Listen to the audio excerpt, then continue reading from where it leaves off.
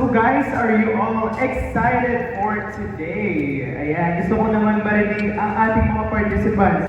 Philippines, DPWA uses the STAR Cross well. No? So why I'm emphasizing this, it's because if you know the program, yung mataas yung chances ng hireability, no? Especially if you want to structure.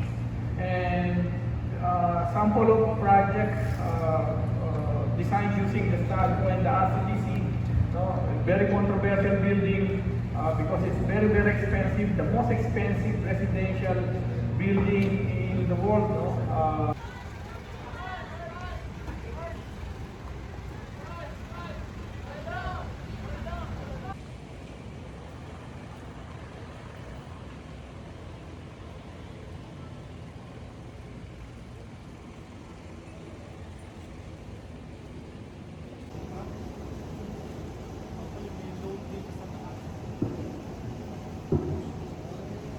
Actually, may load kami na ilagay sa taas. And it is connected to the Arcon F1 and hydraulic tank. So these two equipments can help us analyze and visualize how water flows in an open channel. So basically, we can imagine na itong hydraulic flow demonstrator represent a section from upstream river. So as you can see, sa upstream, mas mataas yung flow depth na compared sa downstream. Ayan, similarly, ayun nga, mas mataas yung flow depth sa upstream. Then, pero compared dun sa shark crested here, mas less yung turbulence na nangyayari. Ayan na ang ating waste na niyang generate. Once again, makikita mo na rin niyo mo. Yan, freshness kaya pumapasok sa ating pneumatic cylinder, which again powers our wave generator. Walang horizontal pipe.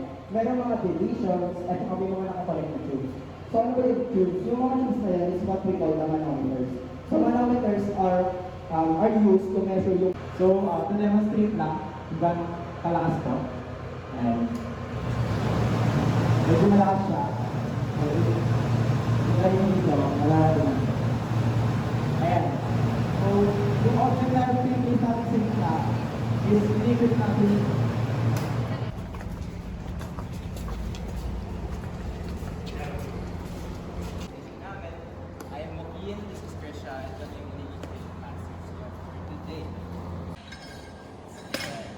Okay, manager, nakikinig ka ba?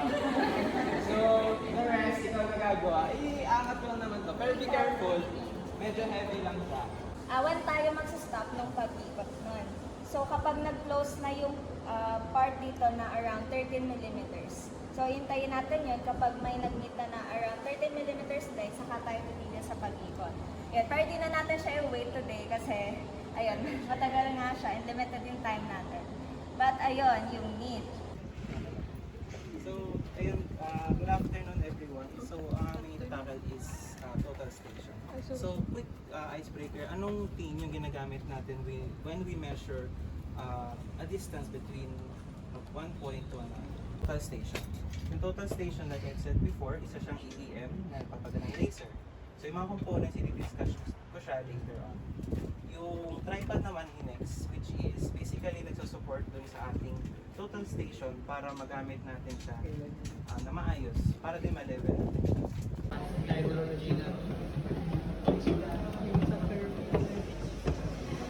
going to put it black dito, yung mga pros. Tapos, kahit halfway siya, okay na yan. Meron na siyang ma-detect. Meron siyang binibigay na values dito. So, yung nasa taas is for pH. Yung second is conductivity.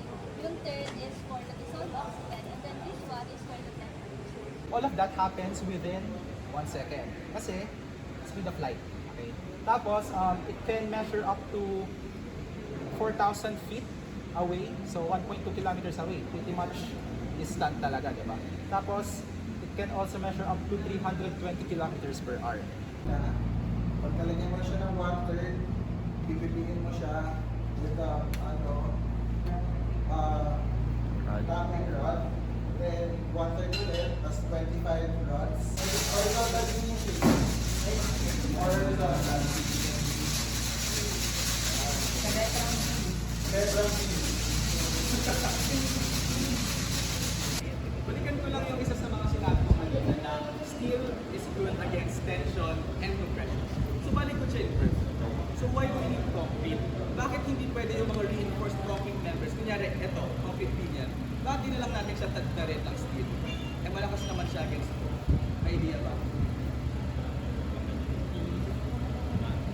cohesion is one factor. Ay, ang cohesion steel, kailangan kasi steel yung una mag-yield. Very good. Ang galing. So, quick explanation. So, ito yung tipong visual aid nyo for stress strain diagram. There's 4 regions: elastic, yielding, strain hardening, and decay, which is for ductile materials. Diagram naman siya. Tawag dito ay partial cone, na parang may pagyanan sa loob. May cone sa loob. Tawag dito ay irregular dahil walang definite shape. And lastly ay yung flat. Parang ganyan lang siya. Pero wala kaming flat sa table right. So, ayun. May questions ba about army cores? Yun yung gagamitin natin sa pag-compute ng compressive strength. Yun yung importante. Hindi mo palaging tinitignan yung kailangan hanapin. Okay? So, ang compressive strength natin, it is a pressure. Nagamit nating size ay 1:2. Okay? So, yung mga maliliit na yon, those are usually 4 by 8 inches. Yung mga malalaki, usually 6 by 12 inches. Nagpapakita ng fracture pattern or cracking pattern yung concrete cylinders natin. And makikita natin siya later. Here. Mamaya makikita natin, ma-associate natin, ano kaya yung pattern nito and what we can associate it with this. So for now, let's just observe ano ba. Asa?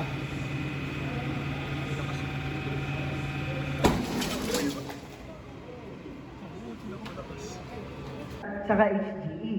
Pero, so imay-imay natin yan, okay?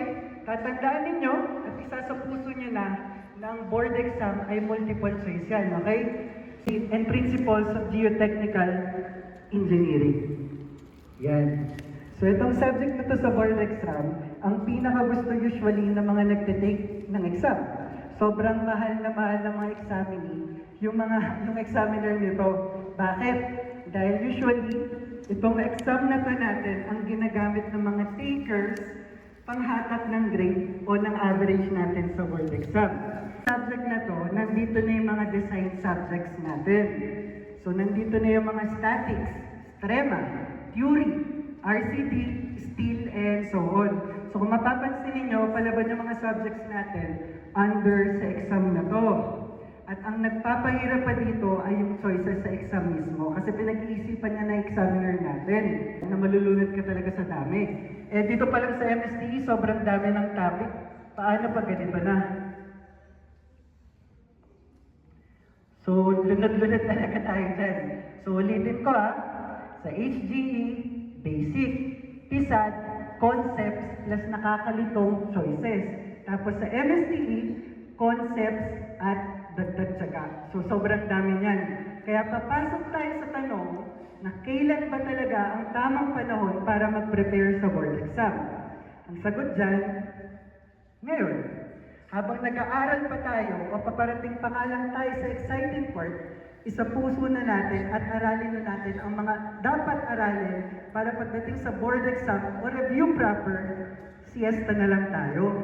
So, nung college pa lang ako, second year pa lang, nagtuturo na ako noon. Kasi maliligalig mga kaibigan ko nun sa akin nagpapaturo. So, paano ako mag-notes noon? Hindi ako nagsusulat nun sa papel kasi alam ko, naluluma, pwedeng mawala, o pwedeng malukod. So, ang ginagawa ko nun, gumagawa ko ng PowerPoint presentation. Yan. Ang nilalagay ko doon, ano yung mga kailangang i-recall, paano yung concept, paano yung proseso, ano yung step-by-step na solution, at summary ng mga formula na kailangan kong makabisado. Ngayon, isang topic pa lang yan. Pagdating mo sa shear o sa ibang topic pa, gagawa ulit ako ng ganyan para naman sa panibagong topic. So, ang title po is How Can We Build Better? Lagi po nating naririnig, build better, di ba? Lagi, build, etc. No? But there are ethical concerns. In fact, very serious ethical concerns in our practice as civil engineers. Our young engineer who just passed the board and is starting to work with Robinson's Land, will probably experience some ethical challenges as his career goes on. Mababait tayo sa mga kaibigan natin, Pero mahal ba natin ang ating bayan, ating bansa? That is my challenge to you. No? Kayong mga kabataan.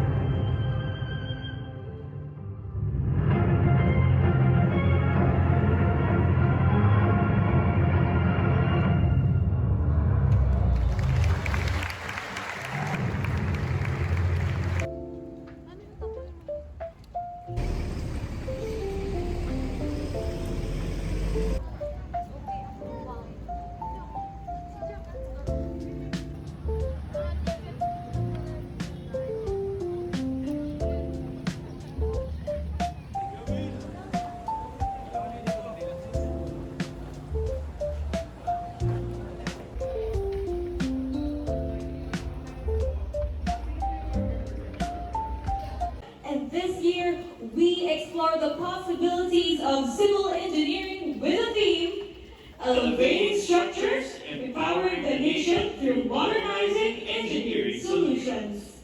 For this year's symposium, we will be exploring civil engineering from the perspective of AI integration in the construction industry and building sustainable smart cities through our two major talks entitled Optimize technologies and the effect of artificial intelligence on the Philippine construction industry, and Buildings as Thinkers, a holistic viewpoint on sustainability.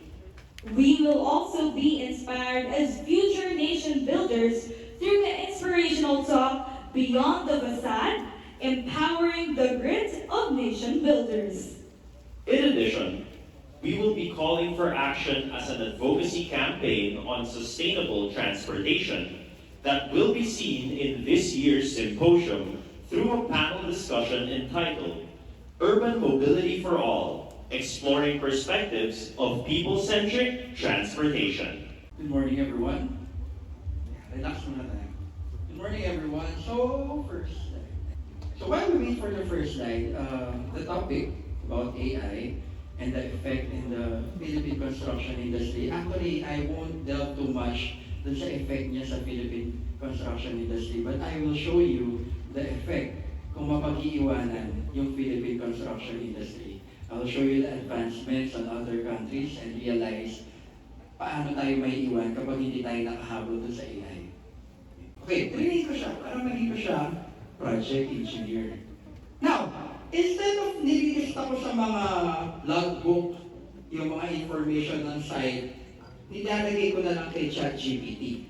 Para, instead of i-scan ko yung logbook, para sa mga information na kailangan ko, pwede ko na lang siyang tanungin. So this is the first prompt. Review innovations. To talk about their company and what they do, let us all welcome its co-founder, Engineer Ariel P. Santos. Well, let me go directly. We have the experience. Okay. RI was established way back in September 2005. Okay, by Engineer Gloria, who is not around anymore, myself and Engineer Wilfredo Andales. Okay, in 2005, that is not the first time that we're handling review. We were in another review center for 20 years, about 20 years, before we put up RI, before we established RI. So, well, that time, yung experience namin is at par, with the best review centers at those times. Okay, and actually, this year, we are now entering our 20th year, for RI. Okay.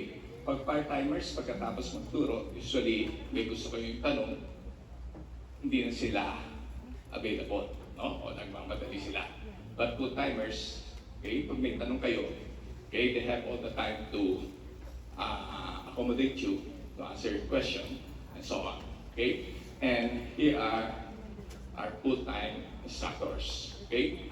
Since meron kaming branches sa Cebu, Baguio, and Davao, sila rin yung umiikot, no? Isa rin sa pinagmamalaki namin, yung review program namin, which has been developed, okay, for the last 90 years. Okay? And every time na mayroong kailangan baguhin, we constantly improving. No?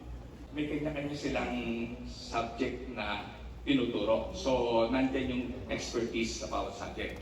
So, sa RI, hindi lahat itinuturo namin yung subject. No?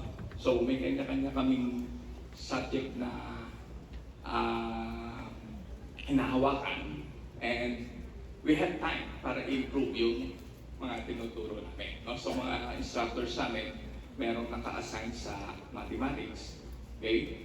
Sa concrete design, sa steel design. We want to have a sustainable country, a sustainable city, but you yourself, you don't understand how to live sustainably.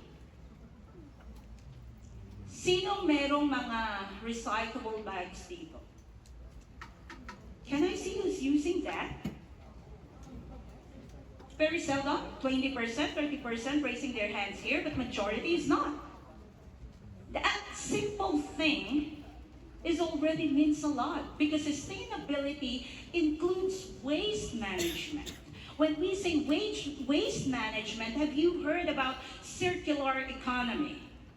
Anyone here, circular economy? When they say, oh, we are now into circular economy. Circular economy is just simple zero waste. Okay, so this is the sample of systemic thinking.